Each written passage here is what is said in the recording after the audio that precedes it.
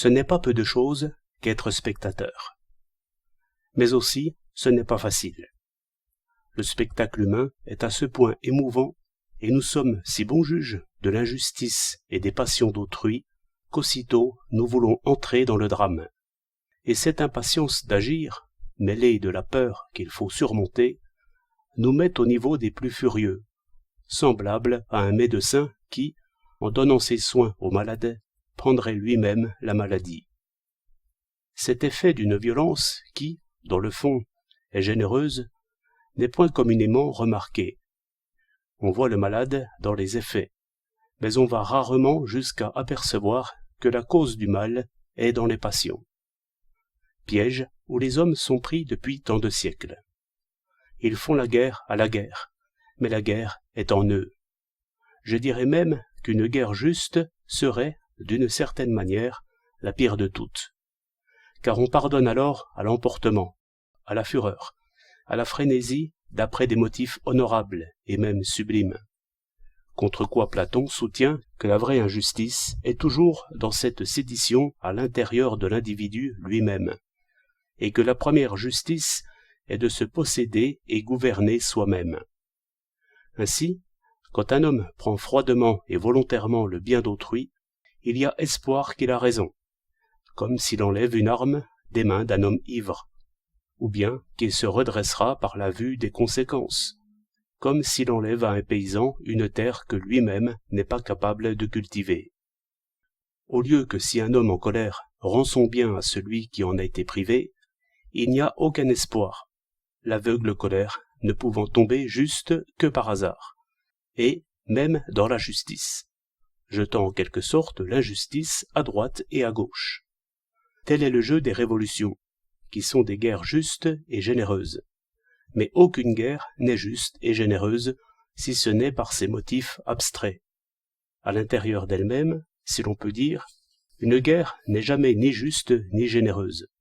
Sans aller au détail des effets, sur quoi on discute sans fin, considérez cette loi de toute guerre, d'après laquelle le plus généreux est nécessairement tué, tandis que le plus lâche et le plus menteur a les meilleures chances de survivre. Suivant cette remarque, les révolutions seraient toutes condamnées à dégénérer, en raison stricte des moyens violents qu'elles emploient. Donc, le remède est esthétique toujours, car ignorer le spectacle humain, ce serait sottise. Et du reste, c'est impossible. Il faut donc un spectacle humain émouvant et vrai d'un côté, mais en même temps séparé du spectateur par des signes bien clairs et qu'on ne puisse oublier.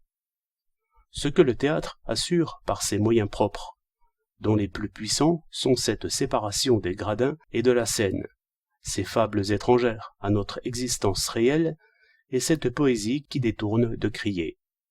Aussi, ces entr'actes où le spectateur se reprend et se réveille, et ces changements de décor et de lieu qui rompent l'émotion. Enfin, les décors eux-mêmes, qui sont sans réalité. Pareillement, cet art profond et plein de ruse repousse le drame en action, et les coups de poignard, et même l'apparence du sang répandu, ramenant toujours l'attention sur les discours, ce qui nous retient au bord de l'émotion insurmontable, par la seule nécessité de comprendre. Ainsi, par des artifices concordants, le spectateur est maintenu assis, et détourné de vouloir sauver l'innocente victime. Peut-être, par opposition, peut-on définir d'après cela le mélodrame, qui vise seulement à émouvoir, et qui bien aisément y parvient, cultivant sans prudence l'espèce des redresseurs de tort, qui sont des hommes de main, et très redoutables. En bref, je ne crois point que les sentiments généreux soient rares. C'est la discipline sur soi qui est rare, sans laquelle il n'est pas de jugement, et vous ne pouvez point dire que le jugement ne suffit pas, car jamais vous n'essayez de juger seulement. Toujours vous allongez la main, voulant changer avant d'avoir compris, et cela fait seulement un autre drame.